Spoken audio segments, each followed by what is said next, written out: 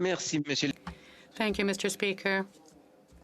My question for the leader of the government in the Senate. Could you tell us, and this question is very specific to the illegal Ottawa occupation.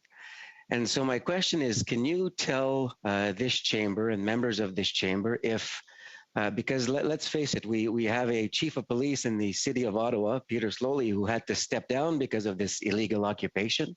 And therefore, can you tell us if the government of Canada is aware that perhaps the Ottawa police force had been compromised, or if there was an attempt at compromising the police force? Senator Gold. Well, thank you for your question, Senator. I have absolutely no information to that effect whatsoever. Senator Brazo, do you have a supplementary? Yeah, so just a quick supplemental. So if I understand the Emergencies Act correctly, obviously if passed by this chamber, similar to what the House of Commons did last night, obviously, there's going to be an investigation or an inquiry with respect to the 5 Ws, I guess, with respect to the illegal occupation.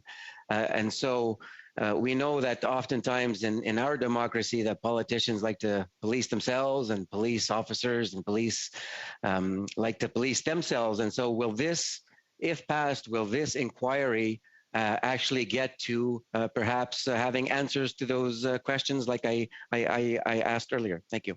Senator Gold.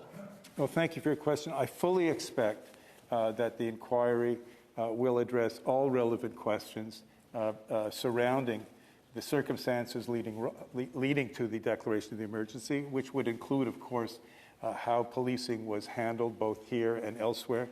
And so in that regard, I think the Chamber should rest assured that the inquiry will have be able to address the full scope of relevant concerns.